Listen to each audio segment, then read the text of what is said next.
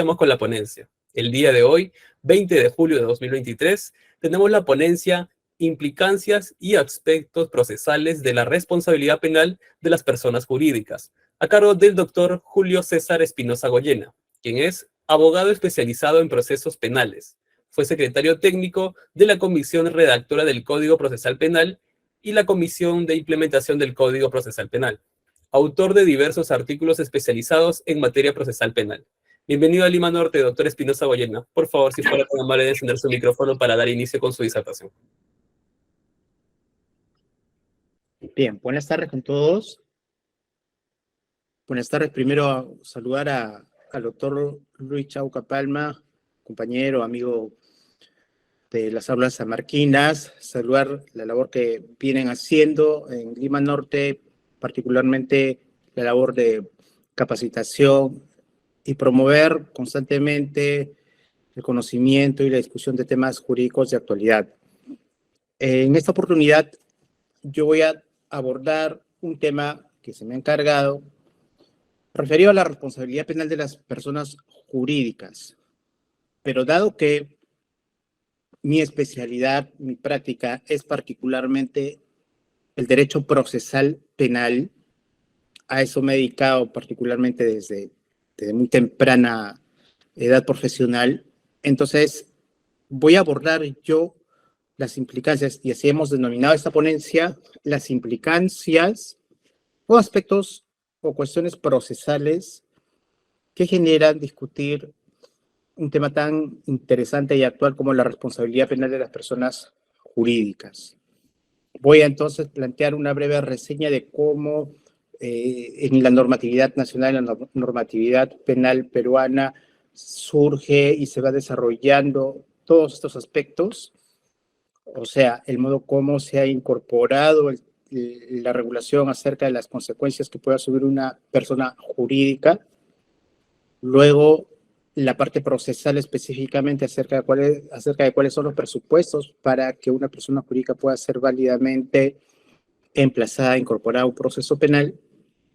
Y luego abordaré una parte también bastante particular, interesante, relativa a la posibilidad de imponer medidas cautelares a las personas jurídicas.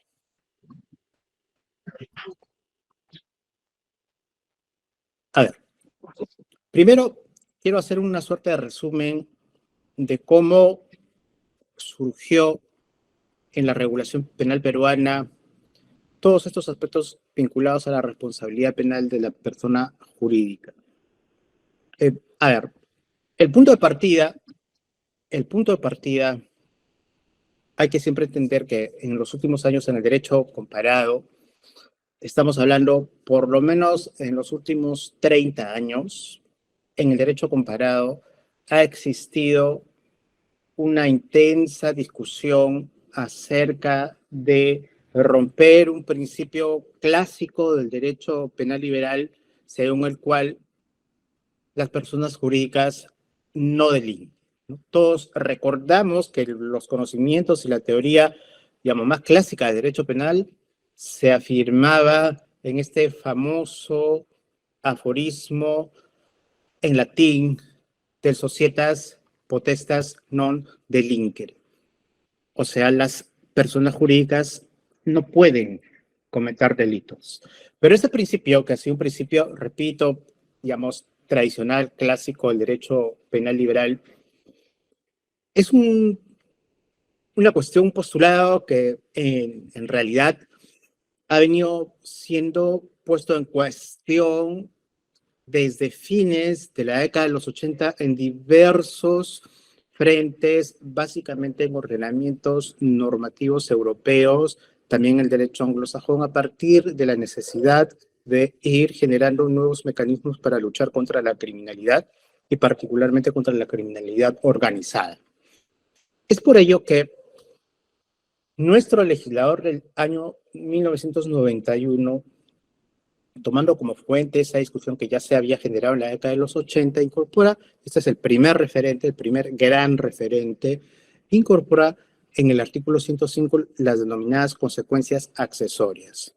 Las consecuencias accesorias, conforme al Código Penal de 1991, artículo 105, son aquellas consecuencias que se pueden imponer a las personas jurídicas cuando se llegue a establecer o a definir la responsabilidad penal de la persona natural y que según la legislación inicial y el Código Penal en su versión inicial iban desde la clausura de locales de una persona jurídica, la disolución y liquidación de una sociedad, o sea, de una persona jurídica, de una sociedad, asociación, fundación, cooperativa o comité, suspensión de actividades, prohibición de una sociedad o de una fundación o una persona jurídica de realizar actividades del tipo de aquellas que favorecieron o promovieron la actividad delictiva de una persona natural, o inclusive, y ya más recientemente, la multa como medida o sanción de carácter casi administrativa. Entonces, la posibilidad de imponer sanciones a la persona jurídica existió desde que nace el Código Penal en el año 91. Y ojo, estamos hablando de una responsabilidad distinta, de distinta naturaleza a la responsabilidad de carácter civil.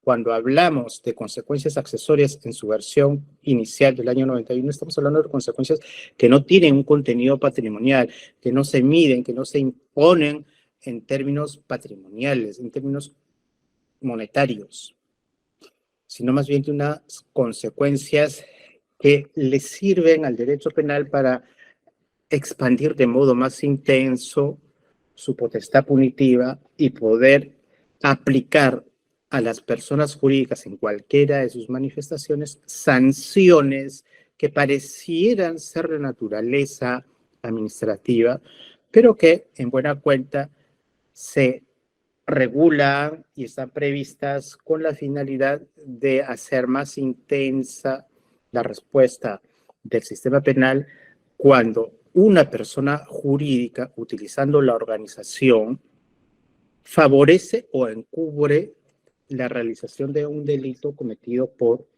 las personas naturales. Así nace esta cuestión, el año 91. Pero luego la evolución de la normatividad fue cobrando mayores matices, mayores alcances, y es por eso que se hacen mayores precisiones, por ejemplo, para hacerla más intensa, o sea, la aplicación de consecuencias accesorias, que son, en buena cuenta, consecuencias de carácter punitivo para las personas jurídicas. El año 2000, con la ley 27271, cuando el legislador da una serie de normas para reprimir o hacer más, digamos, lesivo el sistema de sanciones para el delito de discriminación en general, también hace extensivo entonces la aplicación de consecuencias accesorias en el ámbito de estos delitos. Luego, en el decreto legislativo 982, el legislador vuelve a hacer una precisión estableciendo ya no como una potestad, sino más bien como una cuestión, como una prescripción imperativa. El 105 ya a partir de esta normatividad, decreto legislativo 982, se va a incorporar como un conjunto de reglas para aplicar sanciones a las personas jurídicas, pero ya, insisto, bajo la lógica de una regla en función de los cuales los jueces tienen siempre, y por eso la frase de la norma cambia a partir de esta fecha, dice, el juez deberá aplicar todas o algunas de las medidas siguientes, las que están en el catálogo de 105. Luego, el decreto legislativo 1106 del año 2012, que agrega un criterio más según la gravedad y naturaleza de los hechos. Es decir, el juez tiene un catálogo de sanciones a aplicar a las personas jurídicas que van desde la clausura, disolución, suspensión o prohibición de realizar actividades, pero le agrega un criterio más. Dice la norma a partir del decreto legislativo 1106 que estas sanciones se aplicarán según la gravedad y naturaleza de los hechos. Y luego en la ley 3007 se incorpora el artículo 105A una norma importante que complementa el original 105, que regula o establece criterios para la determinación de las consecuencias aplicables a las personas jurídicas, criterios de derecho penal sustantivo, criterios de naturaleza penal material, que están previstos en el 105. Pero hasta allí, estimados amigos, la, digamos, evolución de la normatividad penal sustantiva, es decir, lo que el derecho penal material prescribía era establecer diversas reglas que contenían cuál era la sanción o el conjunto de sanciones que podían aplicar a las personas jurídicas y qué criterios también de naturaleza sustantiva. Pero hasta este momento no existía una normatividad vigente, desarrollada, que pudiera fijarnos cuáles son las reglas de derecho procesal para aplicar estas sanciones. Es decir, el año 91, cuando se incorpora el 105, inclusive el año 2000, 2007, los jueces que aplicaban el viejo Código Procesal Penal no tenían reglas de procedimiento, reglas procesales para saber cómo aplicar estas sanciones, qué procedimiento, qué pasos, cuál era el íter, qué presupuestos de naturaleza procesal debían seguirse para aplicar válidamente estas sanciones a una persona jurídica.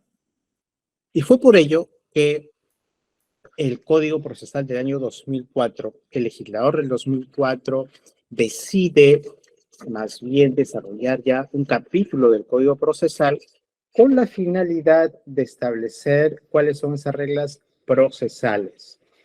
Si pueden poner la siguiente diapositiva, por favor.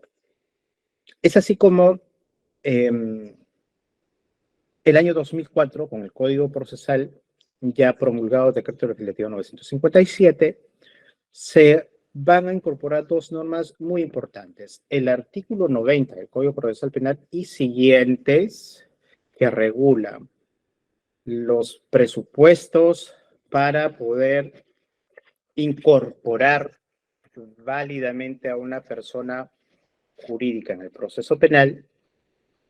Y luego el artículo 312 y siguientes, que regula la posibilidad de imponer medidas cautelares a una persona jurídica. Medidas cautelares que no son de naturaleza civil, que no tienen nada que ver con la reparación civil que también puede reclamarse a la persona jurídica. Y entonces es ahí donde empieza toda una, digamos, fase en la evolución del derecho procesal nacional, porque surge ya la posibilidad de desarrollar importantes reglas de procedimiento, es decir, la posibilidad de ir construyendo progresivamente un derecho procesal penal que tradicionalmente y clásicamente ha sido siempre pensado para la persona natural, pero a partir del Código del 2004, que fue aplicándose progresivamente en nuestro país, surge ya todo un ámbito, todo un espectro de reglas de procedimiento a desarrollarse, a aplicarse y a desarrollarse, que tienen como, digamos, objeto de regulación la persona jurídica como imputado, como sujeto pasivo o como parte acusada. Y es así entonces como llegamos a lo que actualmente se denomina en el derecho comparado una suerte de derecho procesal penal para las personas jurídicas. Siguiente, por favor. Es necesario tener presente, y antes de entrar a los detalles más procedimentales, que la persona jurídica tiene un conjunto de derechos reconocidos en la Constitución. Basta reconocer, por ejemplo, el derecho de libertad de asociación, libertad de contratación, libertad de trabajo, el derecho de participación en forma asociada, que tiene toda persona de participar en forma asociada en la vida económica, social, cultural de la nación. Siguiente, por favor. Pero también es importante tener presente que la Constitución regula un conjunto de garantías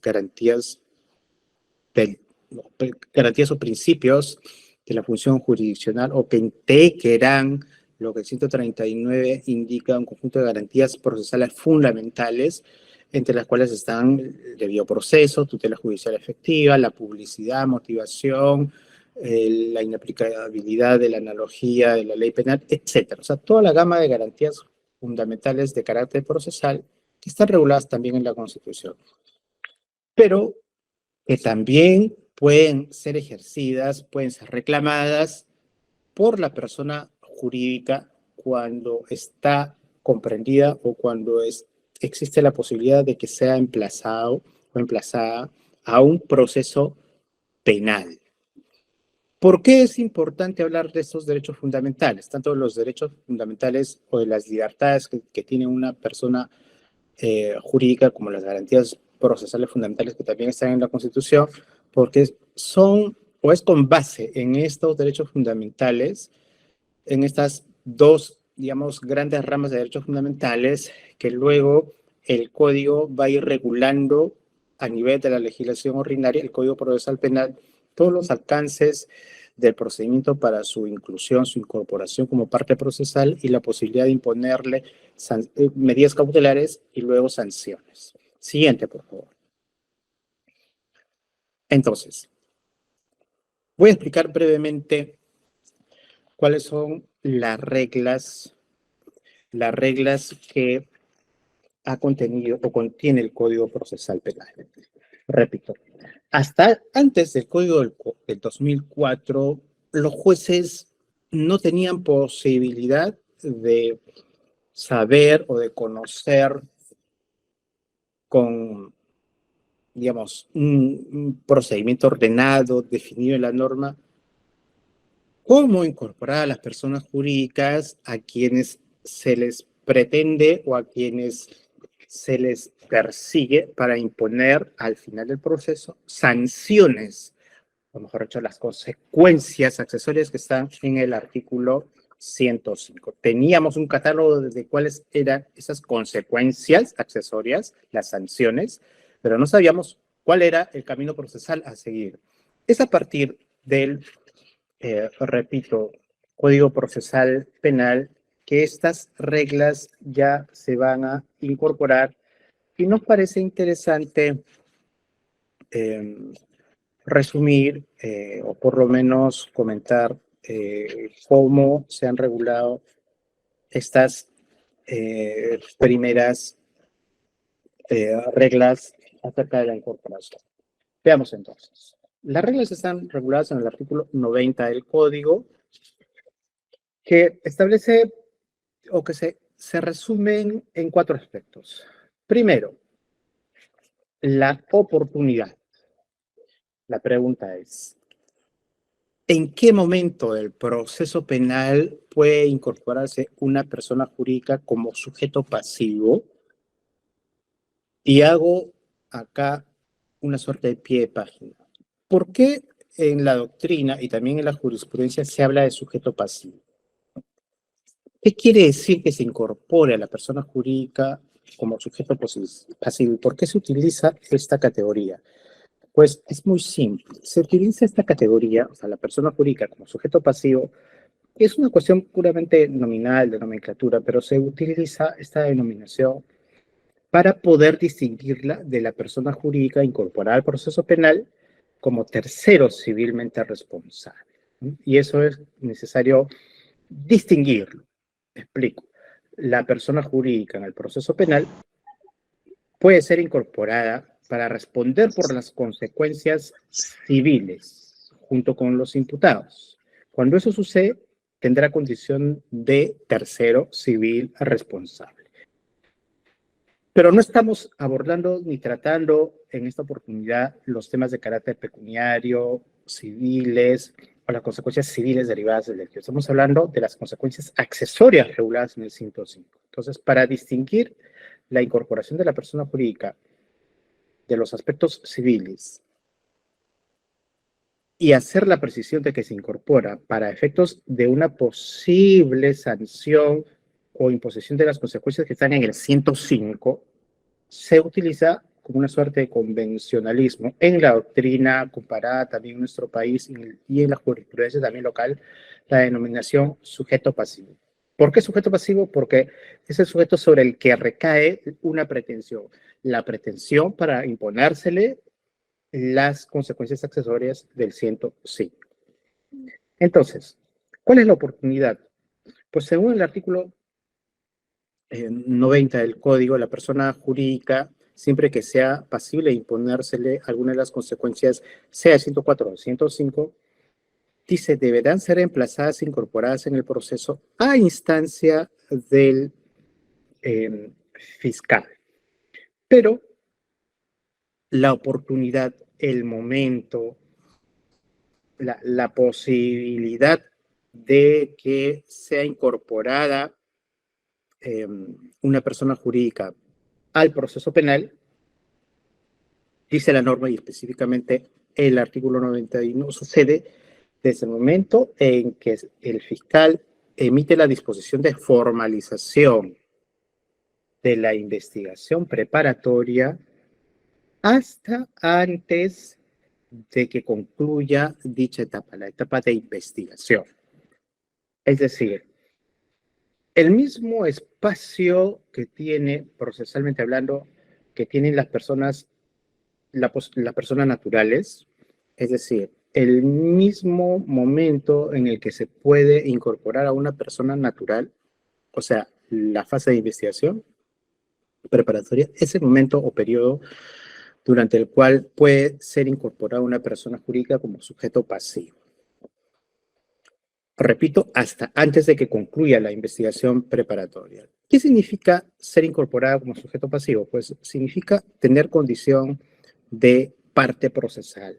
Significa que el Ministerio Público ha formalizado también una imputación contra la persona jurídica y pretende en su momento requerir contra ella la imposición de alguna consecuencia accesoria, como la clausura, la disolución, la liquidación o la suspensión de sus actividades, o inclusive la multa.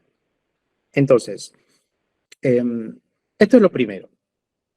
Entender entonces el momento en que válidamente puede ser incorporado al proceso.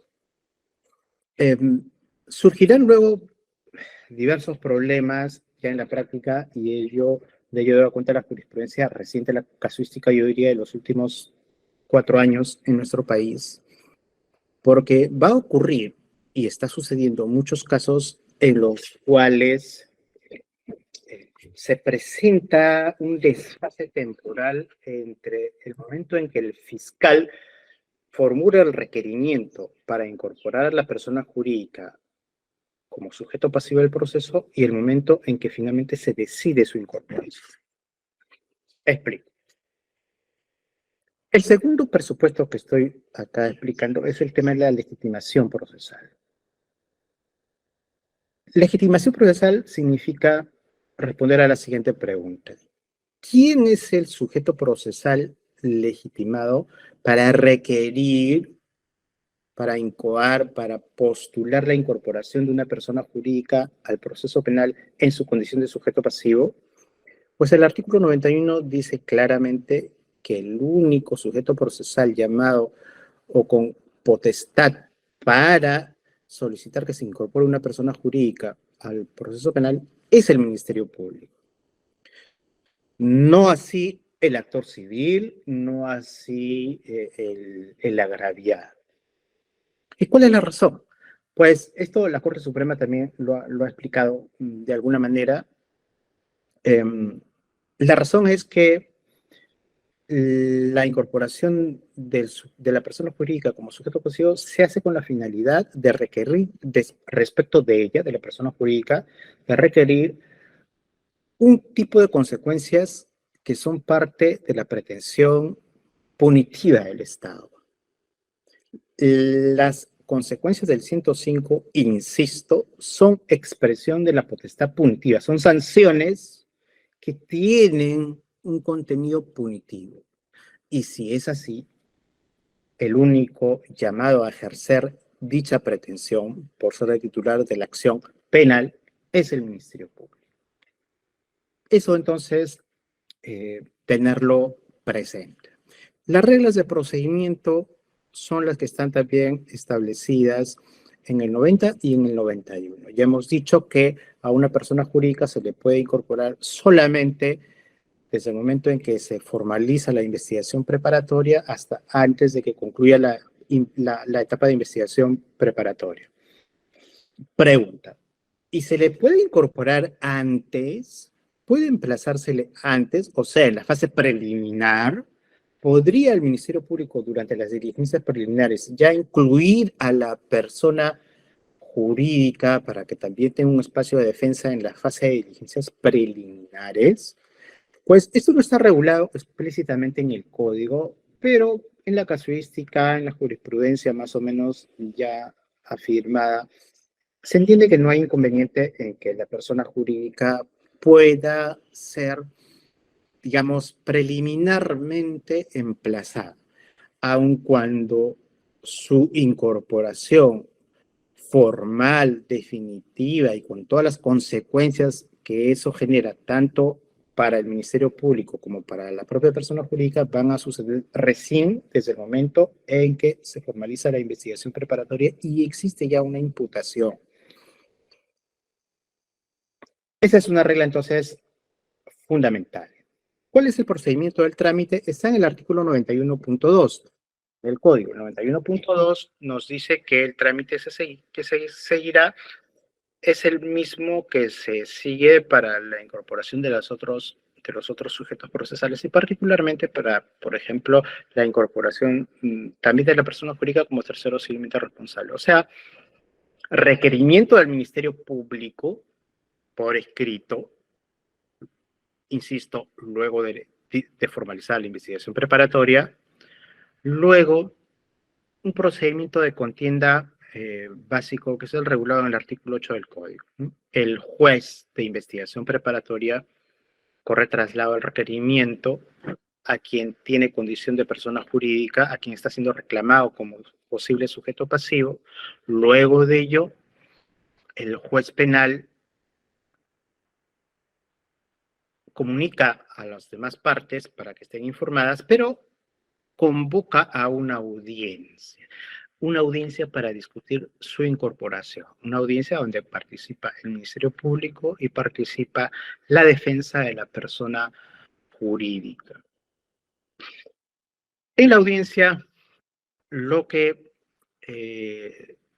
debe existir es un debate básico acerca de los fundamentos para su incorporación, es decir, la existencia de una causa probable, que es el elemento esencial, y a partir de ahí el juez decidía.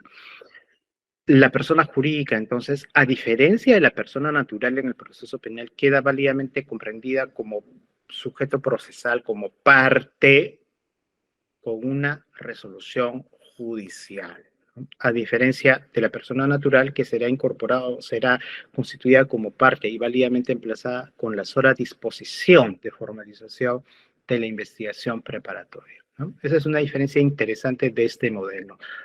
Decisión judicial previa audiencia para que la persona jurídica recién pueda tener personería procesal y el Ministerio Público tenga también la potestad de reclamar contra ella el ejercicio de su acción penal.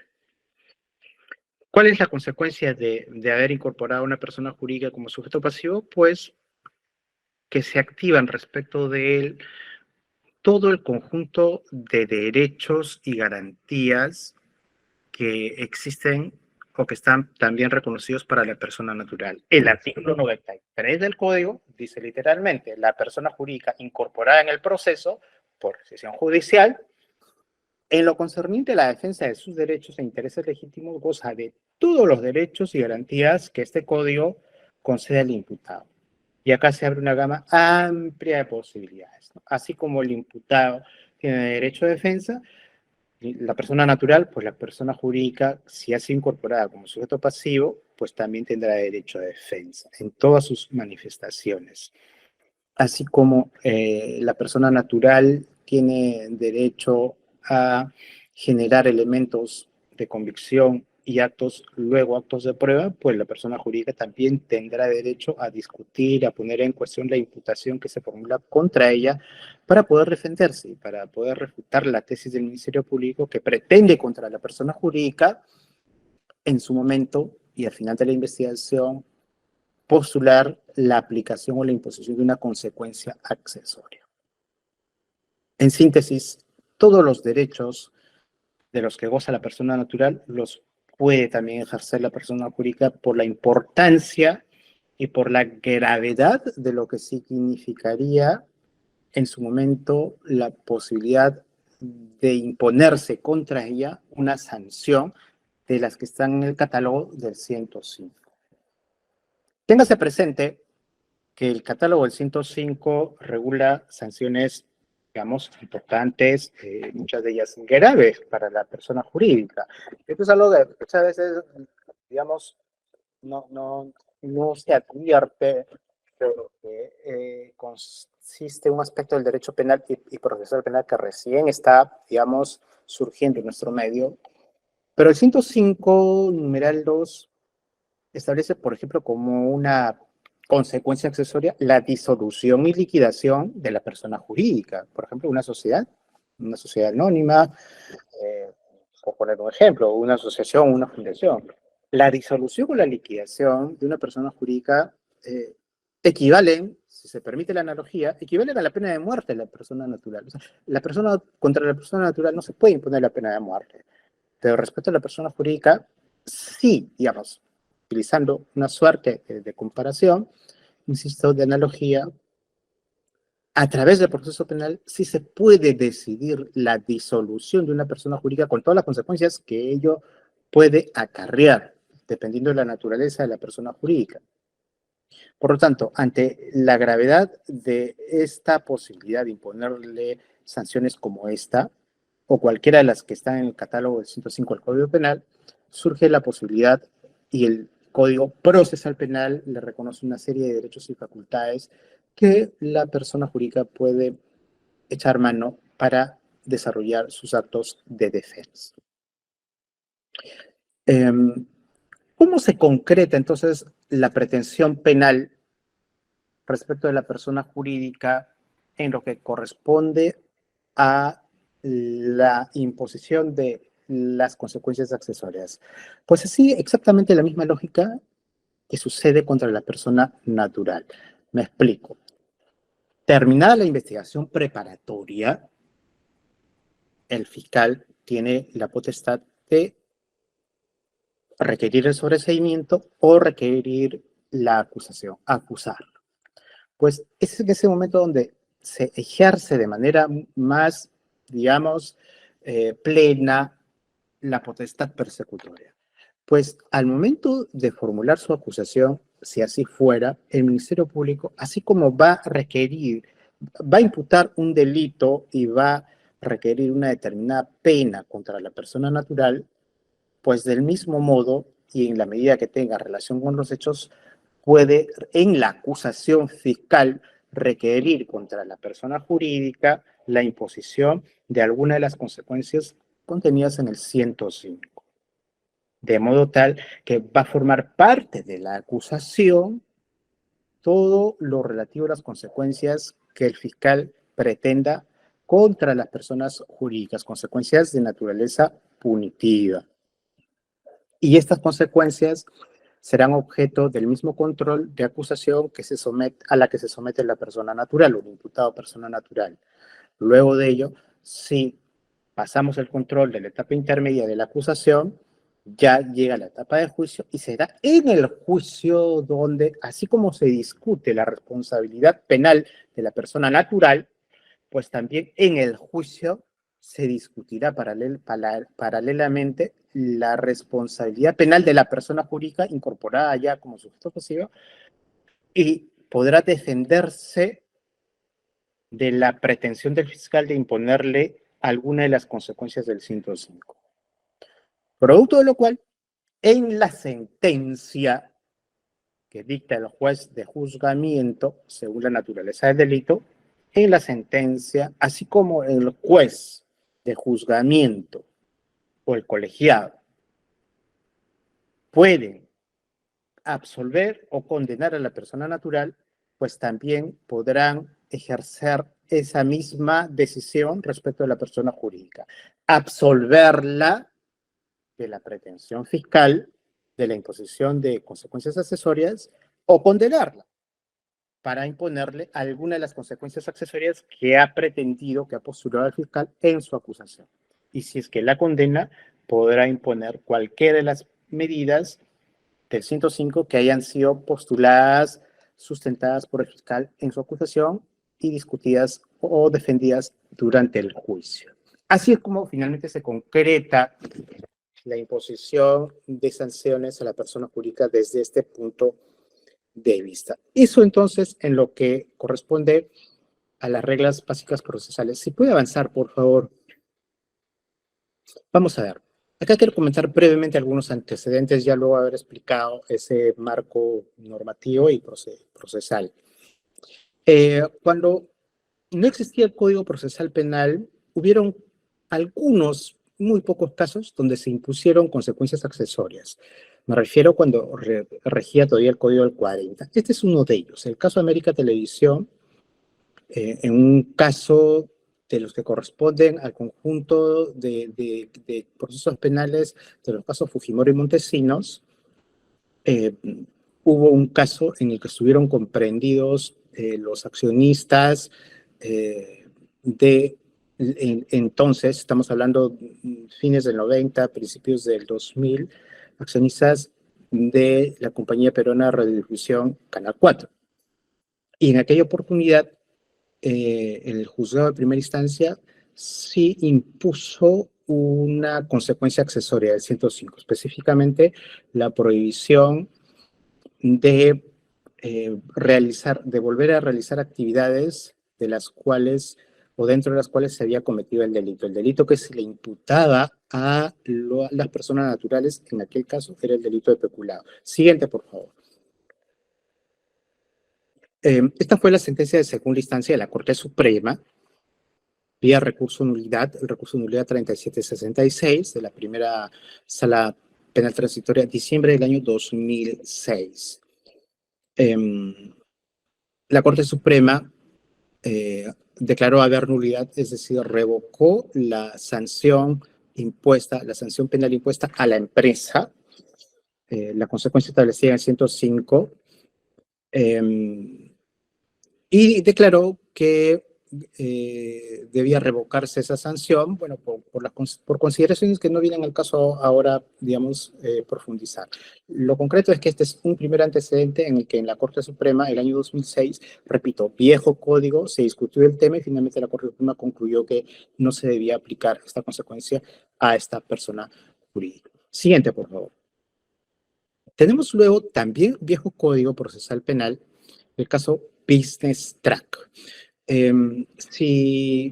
Vamos a ver, si se recuerda, el caso Business Track es un caso interesante, lo voy a resumir brevemente. El Business Track es el famoso caso en el que a partir de un reportaje que salió en un dominical en su momento, me parece que año 2000, habrá sido 2008 aproximadamente,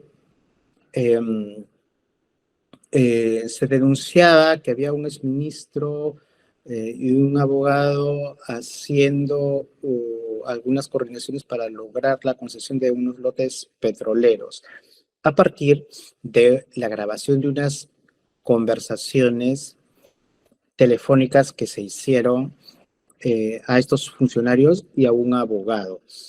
Entonces, este caso generó un proceso penal también contra la empresa que se determinó había hecho esa grabación. O sea, el caso se generó por una grabación, una interceptación ilegal de comunicaciones telefónicas y se llegó a establecer que quien había hecho la grabación ilegal de una conversación telefónica fue una empresa, que es esta empresa Business Track. Producto de ello, en el proceso que se siguió a esta empresa, un proceso penal, por grabación indebida de comunicaciones telefónicas, se le impuso una consecuencia accesoria, es decir, la consecuencia accesoria de la disolución. Siguiente diapositiva, por favor.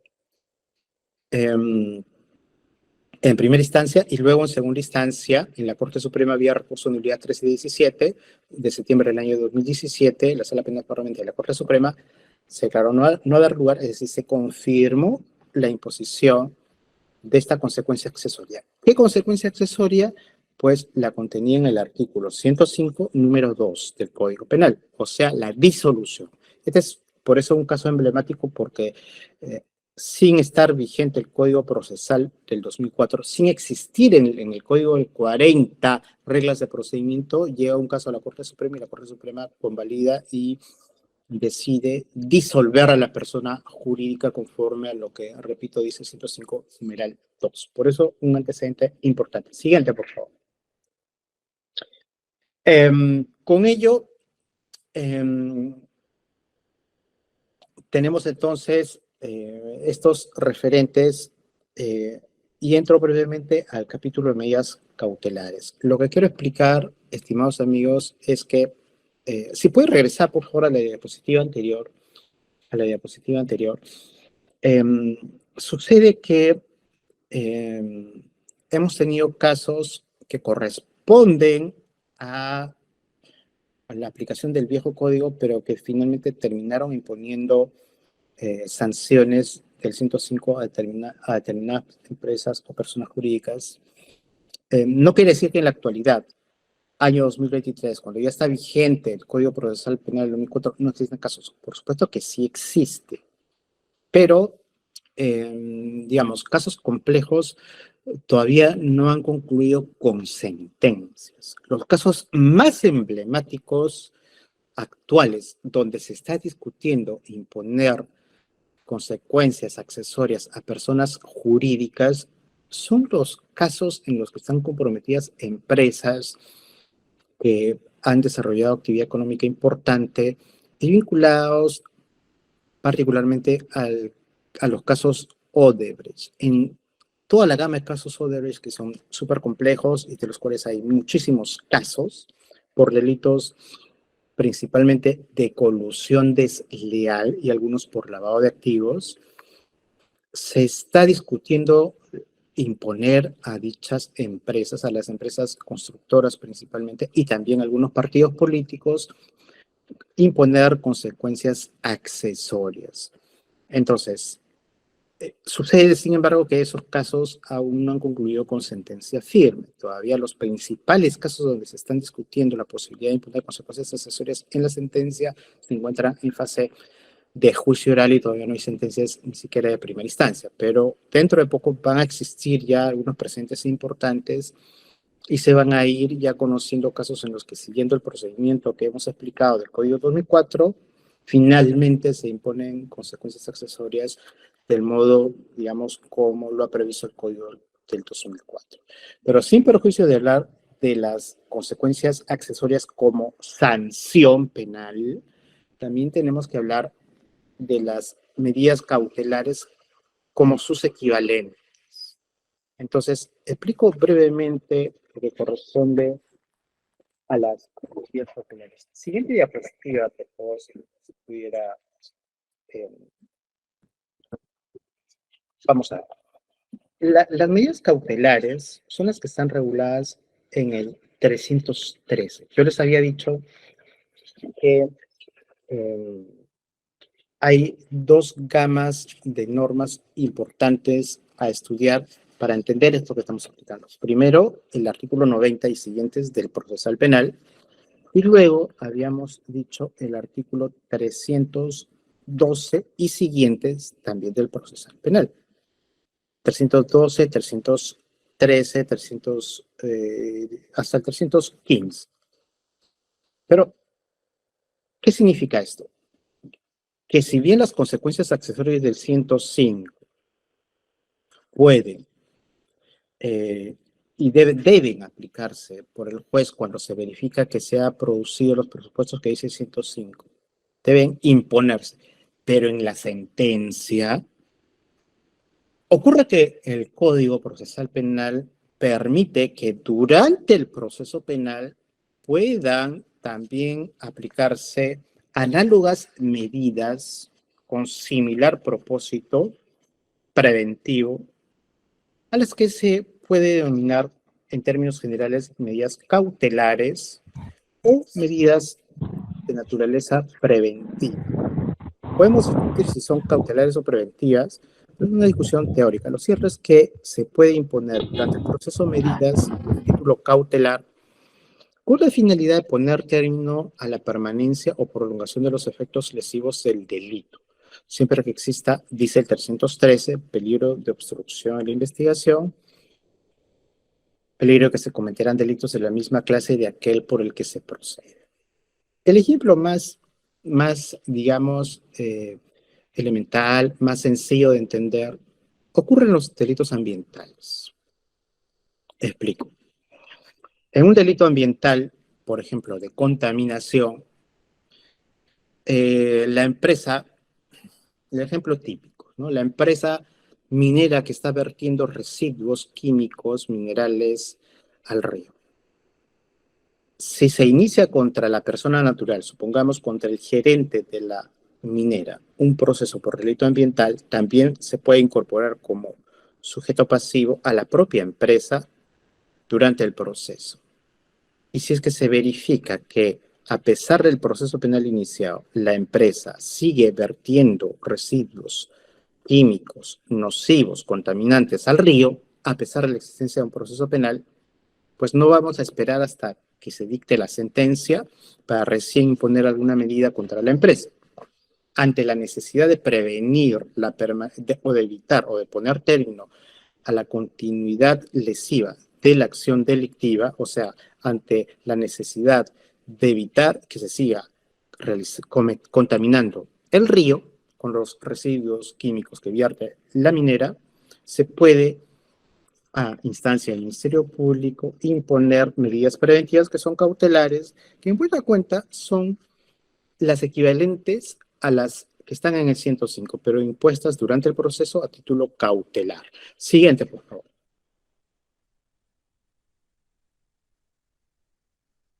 ¿Cuál es la finalidad? Decíamos, además de ello, evitar, como dice el 253 en términos generales, evitar el peligro de reiterancia delictiva.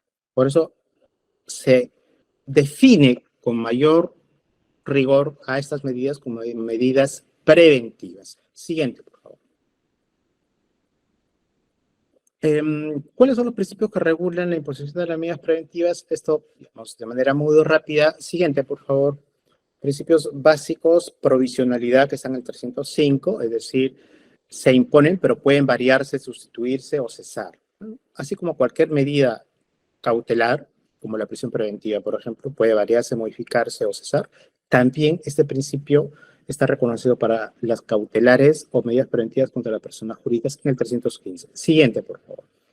Proporcionalidad, porque el criterio o factor para imponer una u otra medida depende de la intensidad o de la lesividad del hecho que se está cometiendo, que se está realizando. Puse el ejemplo de la contaminación del río por la empresa minera y la necesidad de prevenir la continuidad de dicha actividad y sus efectos. Siguiente, por favor.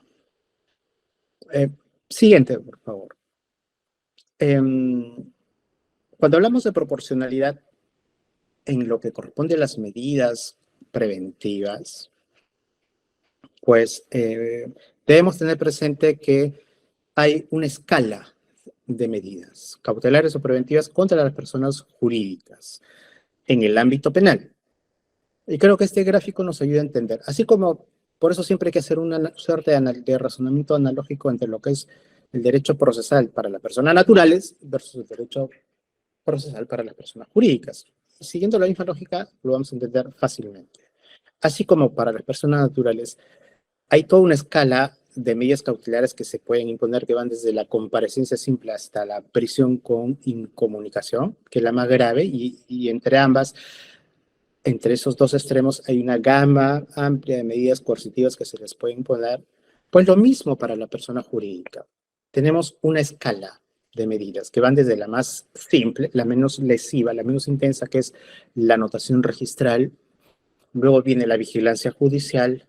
Luego viene la designación de un administrador judicial. Luego viene la medida de suspensión de actividades. luego viene la medida de clausura. O sea, cautelarmente se puede disponer durante el proceso penal la clausura de un establecimiento o local donde funciona la persona jurídica. Por ejemplo, la clausura del área de residuos de la compañía minera, que tiene que ser una clausura de carácter temporal. Para que sea medida cautelar, no puede ser clausura definitiva, sino temporal. O, por ejemplo, si en una clínica se está cometiendo acciones de trasplante de órganos de manera ilegal, pues también se puede clausurar el área, no toda la clínica, sino el área de la clínica donde se realice ese tipo de prácticas que pueden constituir delito contra la vida o la salud. Siendo, repito, la medida de clausura, la medida cautelar más grave que se puede imponer dentro del proceso penal. Siguiente, por favor. Estas medidas preventivas o cautelares se imponen o se van a imponer siempre en función a determinados requisitos. ¿Cuáles son esos requisitos? Pues está en el 313, que siguen más o menos la misma lógica de requisitos que se requieren o se exigen para imponer cautelares a las personas naturales. Explico. Primer requisito, suficiencia probatoria, o sea que exista lo que se conoce apariencia de buen derecho, el famus bonus iuris, o sea, la existencia de suficientes elementos de vinculación de la persona jurídica con la comisión del hecho delictivo. En segundo lugar, que existe un peligro, el riesgo procesal. Pero estamos hablando, como dice la norma, de obstaculización de la verdad o peligro de reiterancia. Peligro, insisto, de reiterancia. Es decir, de que exista continuidad del accionar o del hecho delictivo que está convalidado, que está siendo promovido o aceptado por la persona jurídica. Estos presupuestos, conforme a lo que establece el artículo 313 del Código Procesal Penal, son requisitos que en principio deben entenderse como concurrentes, pero en lo que corresponde al elemento del famus bonis juris y al peligro, es decir, es imprescindible que exista el primer presupuesto, suficiencia probatoria, más cualquiera de las dos posibilidades o manifestaciones de peligro, o de obstrucción de la verdad o peligro de reiterancia. Siguiente, por favor. El procedimiento para imponer medidas cautelares a las personas jurídicas es también, digamos, un procedimiento cautelar común, ordinario, es decir, una solicitud de parte legitimada, dice el código, o sea, del fiscal, jamás del actor civil, jamás de la víctima, un previo traslado, y finalmente tiene un carácter facultativo porque es el juez el que decidirá, así como decide imponer a su criterio y en función de los elementos discutidos en la audiencia una medida cautelar a una persona natural, pues bajo la misma lógica también podrá decidir hacerlo respecto de una persona jurídica. Yo creo que estos son los elementos básicos que podría yo mencionar. En realidad, abordar este tema, y con esto ya voy, si me permiten, concluyendo. Si quieren, pueden desactivar ya, si gustan, la presentación para plantear algunas dos reflexiones finales, estimados amigos. He tratado entonces de resumir algunas pautas de las consideraciones básicas dentro del derecho procesal penal para desarrollar e ir construyendo poco a poco, progresivamente, en la casuística, en la jurisprudencia, esto que se denomina derecho procesal para las personas jurídicas en lo que corresponde a una pretensión penal como la contenida en el 105.